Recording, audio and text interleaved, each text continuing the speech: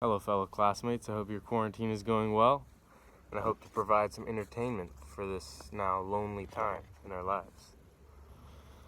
Please raise your hand if you've ever jumped off a tall cliff into a lake or a river or something into a water, and the cliff is pretty high. Raise your hand if you ever suffered a severe injury that's altered your life in some way. Today I'm going to tell you a story about how I fit into both those categories. How I would raise my hand to both of those because I have jumped off a cliff that was about 45 feet in the air and I severed a serious injury. Today I'm going to tell you the story of how I did that, how I recovered, and some of the events that followed. So it was a perfect day, perfect summer's day, first day of summer. After junior year, me and my friends went to Arroyo Seco Gorge, down Highway 101, south of Monterey, to spend the day drinking beer, swimming in the river, and cliff jumping.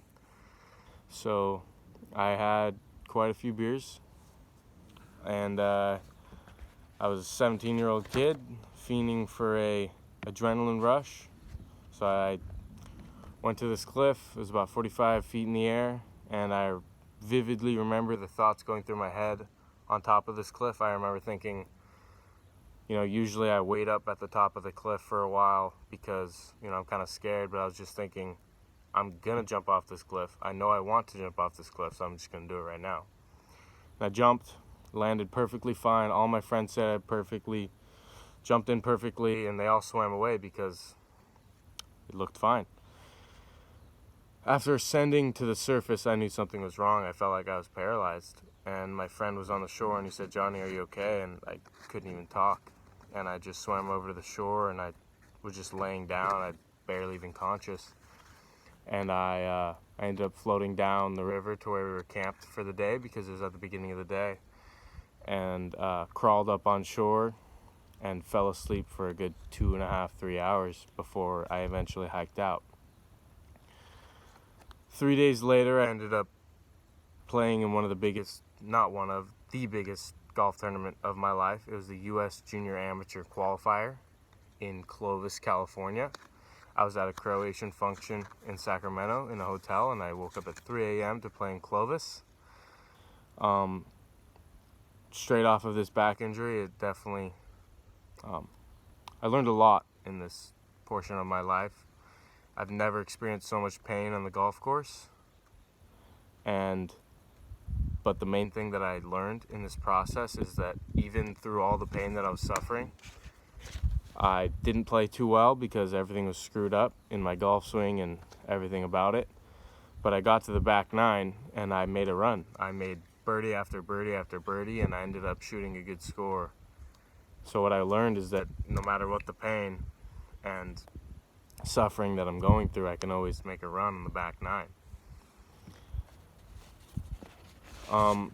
To this day, I experience back pain, and over the summer, I had a deep conversation with one of my friends. His name's Brian. He was an old neighbor of mine. He's my dad's age, and I know his daughters very well. We visited them over the summer, and basically the conclusion of our conversation was that he suffered some similar injuries as I did. He fractured his spine in a lacrosse accident, and what I found out was that to support myself in the best way throughout my life, I have to be committed to being healthy and to exercising on a daily basis. So now I exercise 3 times a week. I do core every day. I stretch every day, and that's something that I've learned and something that I do now to make sure that I'm not in pain every day and that it's at least tightness or soreness. Looking back on this event, it's easy to be mad and feel unlucky and to pity myself. It has changed my life forever, and for a long time I thought that it ended my golf career. But really, it's necessary to feel lucky and to be grateful that I was able to walk out. I've talked to many doctors, and they have told me that they're surprised that I walked out that day.